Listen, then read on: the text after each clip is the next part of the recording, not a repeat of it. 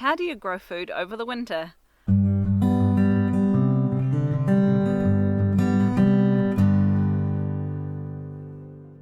G'day there, I'm Dana from Fantail Valley Homestead, and today we're going to be talking about how you can be growing food in your backyard in the winter time.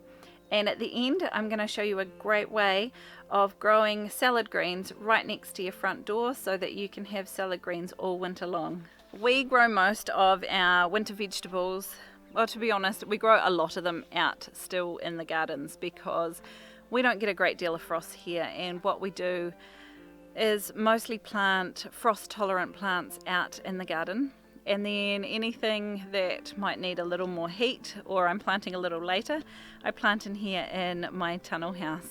Now the reason you want to grow specific plants over the winter is that some are more tolerant to the frost than others. When they freeze it's fine, but as they defrost the cell wall explodes. So if you are hit with a frost a little bit earlier than you'd hoped, or a little bit later than you'd hoped, and you've got some plants that got hit by the frost that you would really like to save, one thing you can do is give them a hose down a couple of times as they're defrosting, and sometimes that slowing down of that defrosting process can be enough to save the plant. So that's a handy tip that's worth knowing. Plants that you grow over winter will grow slowly, mostly because of the low light levels and partly because of the cold. I have sandflies biting my feet. I am pretty sure they're meant to be around in summer, not winter.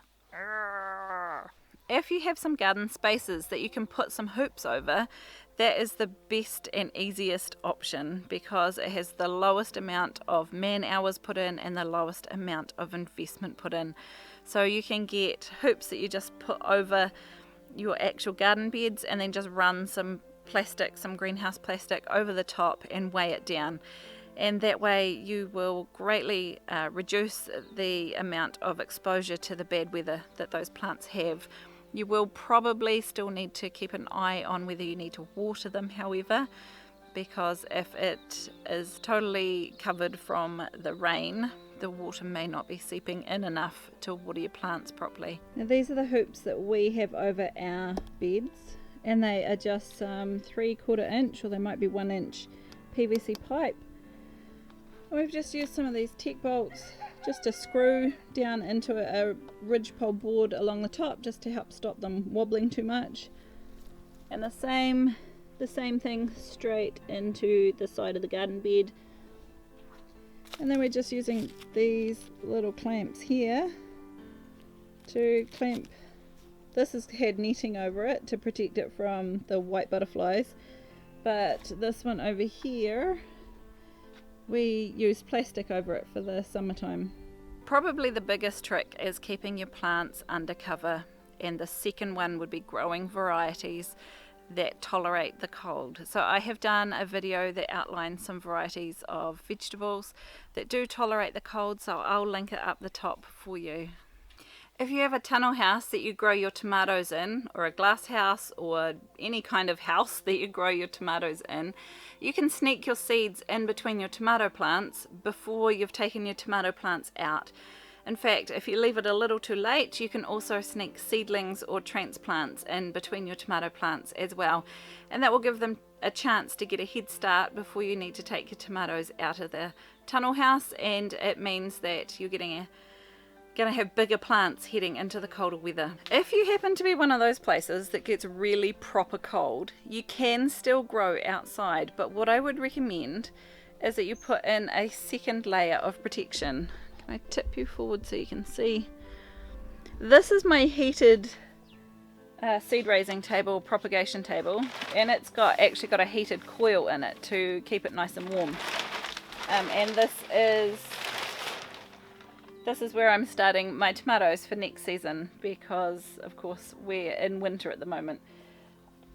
However, if it gets proper cold where you are, you can use something like this and either grow in pots or have it filled with soil, or just have the extra hoops and the extra plastic without the heating coil and have it down on the floor, and that double layer of plastic, the protection by the hoop house and then the protection from this extra layer, can be enough to, even in the coldest places, to be able to still be growing greens in the winter time.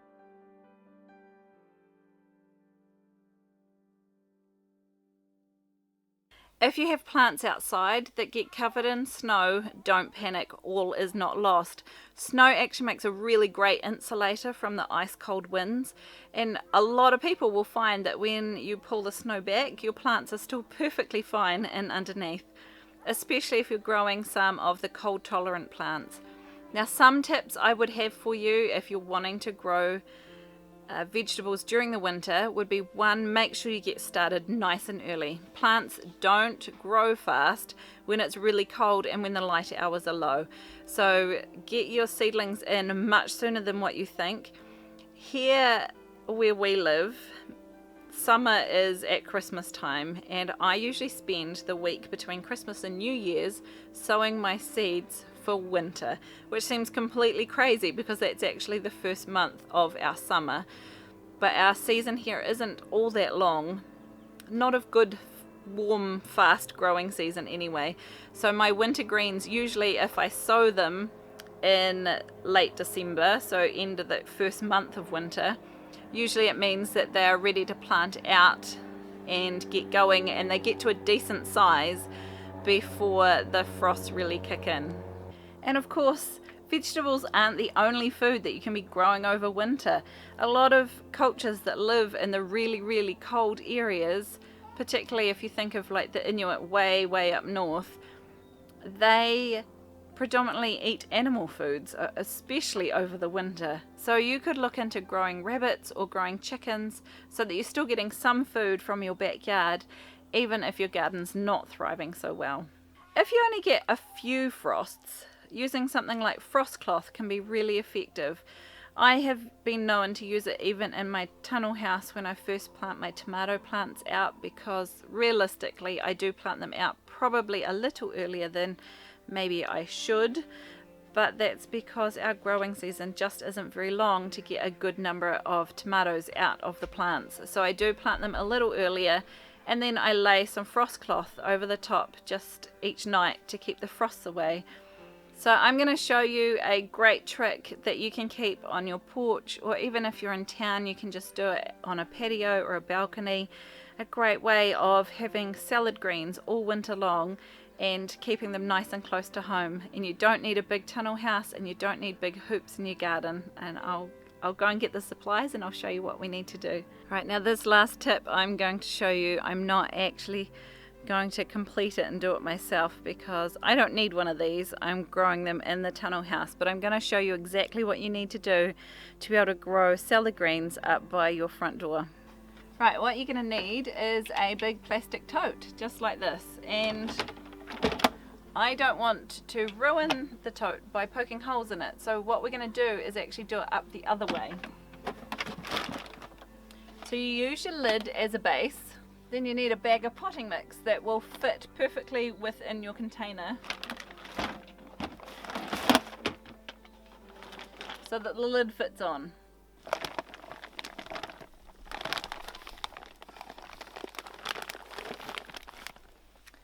The very first thing you need to do is on the bottom side is to get something sharper than a pen and poke holes all over it, making yourself some drainage, and this will stop your plants from rotting out from being too wet. Turns out this is a lot harder to do with a bag that's already got a hole in it. Then you want to flatten it so that it'll fit nicely in your container, and cut round the top edge of it where I've put this line, leaving a good sized border right round the edge, and that will help contain the soil. Then you'll have some nicely exposed, hopefully nice and damp. This one's really wet because it's been out in the pouring rain with a gaping big hole in the top of it. So you can loosen that up. If there's too much in there, just scoop some out and put it somewhere else. And then you can just sprinkle your seeds directly in there. Now, because you're growing salad greens, you can put them nice and close. So any lettuce you can grow as a salad green. And then you just pop your top on the top and sit it somewhere out of direct sunlight, but somewhere nice and warm.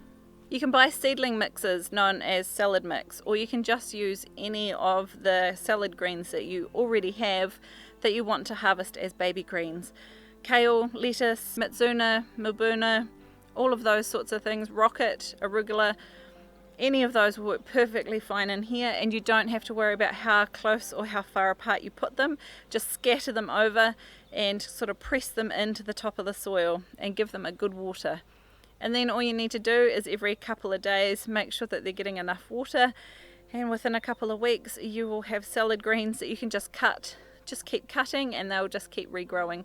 Always leave like a good inch at the bottom so that you're not cutting it just off at the stem, or you will kill the plant. So just cutting the leaves off and leave the little bottoms of the leaves there, and they'll just keep regrowing. Now I honestly think it's a really good idea to be growing food as much as you can year round.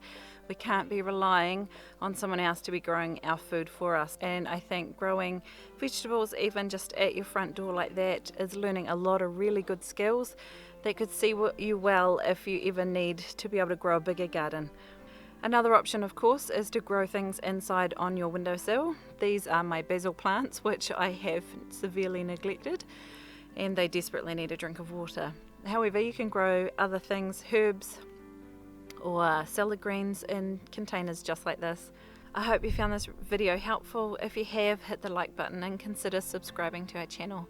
We bring you videos twice a week on growing and preserving your own food and other homesteading bits and pieces. And if you know of anyone that might benefit from this video, please feel free to share it with them.